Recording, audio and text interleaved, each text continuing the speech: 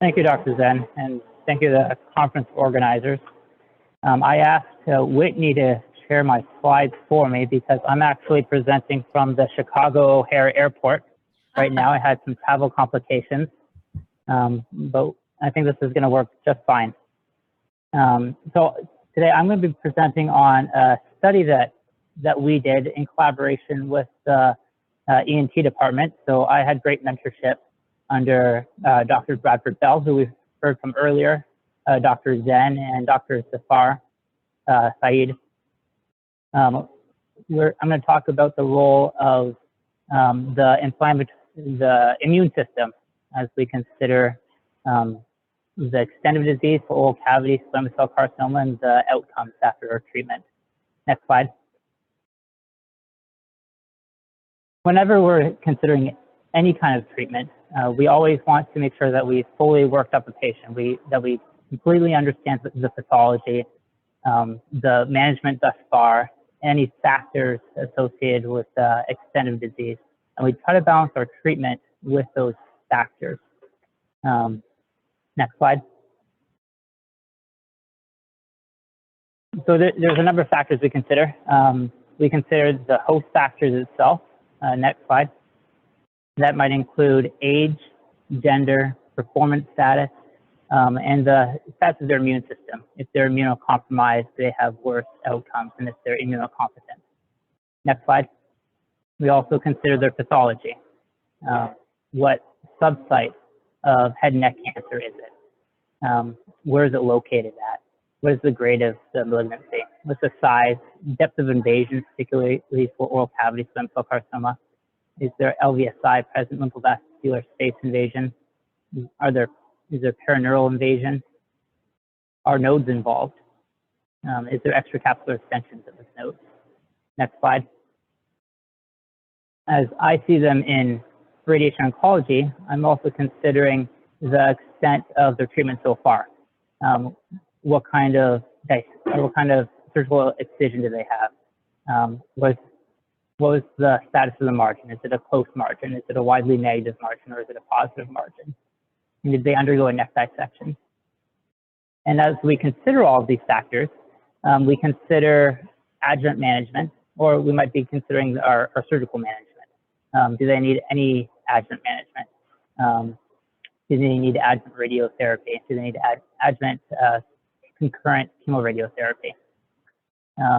Are there other things we should be considering? Induction chemotherapy, palliative radiotherapy, maybe SBRT if we find a oligometastatic disease. Next slide. In the year 2000, Doctors Hanahan and Weinberg came out with a seminal paper discussing hallmarks of cancer. And they identified a number of factors that are associated with the malignant potential of cancer cells. They discuss self-sufficiency and growth signals, that cancer cells evade apoptosis, insensitivity to anti-growth signals, sustained angiogenesis, a limitless replicative potential, and tissue invasion and metastasis. However, you might notice on here that it doesn't really talk about inflammation at all. And for that reason, and for a number of other reasons, they updated this in the year 2011. Next slide. In the year 2011, they came out with a new paper where they added 4 additional hallmarks of cancer: deregulation of cellular energetics, avoiding immune destruction, genome instability, and most pertinent to this discussion, tumor promoting inflammation. And so we recognize that tumor cells affect their microenvironment.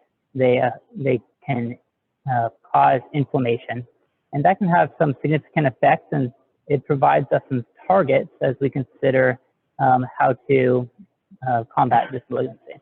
Next slide. One thing that they suggest as they look further on this is perhaps for tumor promoting inflammation, there might be a role for selective anti-inflammatory drugs. And since this study, we haven't really seen this come to fruition.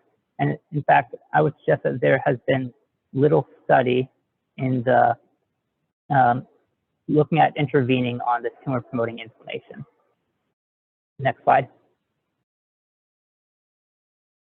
as we study more about the tumor microenvironment, we recognize that cancer cells harness the tumor microenvironment to evade apoptosis. They can, although T cells are recruited to the malignancy, that they're able to avoid apoptosis. And for that reason, we've looked at different mechanisms to harness the immune system to activate it against a malignant tumor. Next slide. One way we do this is through PD-L1 inhibitors and PD-1 inhibitors. This is some Kaplan-Meier curves from the specific trial in which patients with unresectable lung cancer undergo definitive chemoradiotherapy with or without maintenance durvalumab. Patients that underwent durvalumab had a significantly improved progression-free survival and overall survival, suggesting the significant interplay that the immune system can have with cancer. Next slide. However, I'm not going to talk about how to harness the immune system against cancer today. And instead, I'm going to be talking about the deleterious effects the immune system can play in the development, in the progression, and the resistance of cancer to our treatment. And so there's a number of factors that cause chronic inflammation, and this chronic inflammation has been associated with excess tumor growth. So some examples are diabetes, non-healing wounds, obesity, neglected malignancies, autoimmune disease, and chronic exposure to irritants. And that could include smoking, tobacco use. Next slide. Our immune system has, chronic inflammation has some deleterious effects on the immune system. So one thing, it can cause proliferation of acute phase reactants, IL-6 and IL-1 predominantly. And these take up nutrients. These cause increased inflammation throughout the body, and it really causes a smoldering effect of the immune system. And this results in T cell exhaustion, where there's compromised proliferation of T cells, there's associated PD-1 expression. T cells lose the ability to produce effector molecules to cause cell death. Next slide. And so what we want to do is develop a surrogate to assess the robustness of the immune system. Perhaps a surrogate that describes if someone has chronic inflammation, and to really evaluate if this is associated with tumor growth. So we studied an index called the Systemic Immune Inflammatory Index as a surrogate for hyperinflammation. And this index is calculated using a pretreatment CBC with differential. It's the SII. SII equals the neutrophil count multiplied by the platelet count divided by the lymphocyte count. Next slide.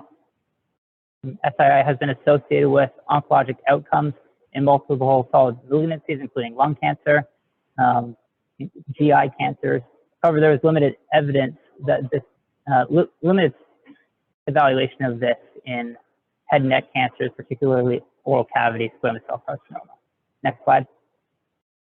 And so we undertook a single institution retrospective review of 222 patients with oral cavity squamous cell carcinoma with evaluable SII. So these patients had a CBC drawn before the initiation of any treatment, including any steroid treatment.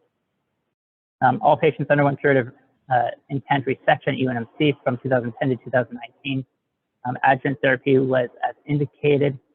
SII was calculated on a preoperative CBC with differential. Next slide. So we analyzed a total of 222 patients. 52% of them had oral tongue squamous cell carcinoma. The rest of them had other subtypes of the oral cavity. About a third of patients were stage 1 to 2.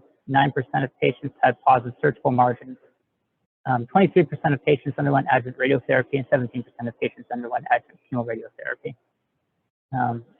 The total follow-up of the entire cohort was 23 months. Those that were alive at last follow-up, the total follow-up was 30 months. And next slide. a total of 60 patients, or about a quarter of the entire cohort, developed recurrent disease, 13 of which developed metastatic disease. 86 patients died, and 46 patients died from progression of their disease or from treatment complications. We'll go to the next slide. And so we evaluated first, we assessed the SII for the entire cohort. The median SII was 637. And then using a 2-year survival as an endpoint, we identified an optimal cutoff to correlate SII with survival.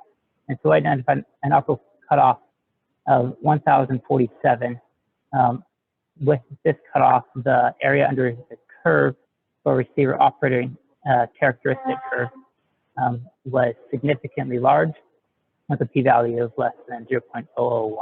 And so what this curve does is it compares the sensitivity with the specificity. And so we want a curve that goes up and to the left, suggesting high sensitivity and high specificity. And that would be a good test. And so using that cutoff, next slide, we identified patients with SII, those that had an elevated SII and those that had a lower SII. And we identified a number of factors that were associated with an elevated SII. So to recap, an elevated SII is associated with hyperinflammation or chronic inflammation. And so patients with chronic inflammation had worse performance status. They had a larger disease. They had depth of invasion greater than 10 millimeters, perineural invasion, extracapsular extension, and there was a trend toward cortical bone involvement. Next slide. So our results, patients with a lower SII, suggesting less chronic inflammation, had a improved rate of freedom from local regional recurrence, with a median freedom from local regional recurrence of 94.8 months compared to 66.7 months. Improved disease-free survival, improved overall survival, and improved disease-specific survival. And some of these curves are quite separated, especially our survival outcomes. Next slide. But that was univariate analysis. On multivariate analysis, meaning we're accounting for other factors that could implement or introduce bias in this analysis, we continue to find that a low SII was associated with improved outcomes. There's improved freedom from local regional recurrence, disease-free survival, overall survival, and disease-specific survival, with hazard ratios of about 0.38 to 0.5, suggesting that a low SII decreases the risk of these by about half. Next slide. So there are some limitations to this study.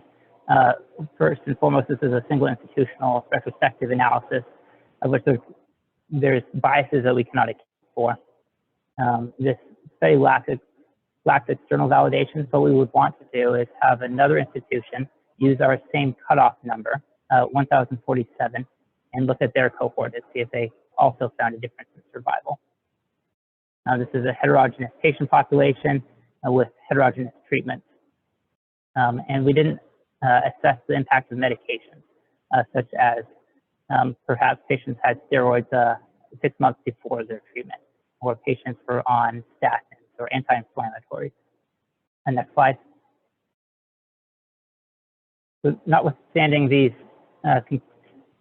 limitations, we made the following conclusions. First off, SII is an inexpensive and non-invasive surrogate marker for hyperinflammatory states. Next slide. SII is strongly associated with extent of disease prior to treatment initiation. Next slide. SII is powerfully prognostic for patient outcomes, both disease control as well as survival. Next slide. So where we want to go from here. So we want to evaluate the interaction of SII and medications, including anti-inflammatories and statins, as well as disease states, obesity, diabetes, infectious processes. We want to obtain an external validation of our cutoff. And we want to evaluate SI throughout the treatment process rather than just at the initiation of the treatment. Next slide. So I want to thank all those that participated in this study, as well as the moderators for letting us present our findings. Thank you. Thank you very much, Dr. Coutu. Very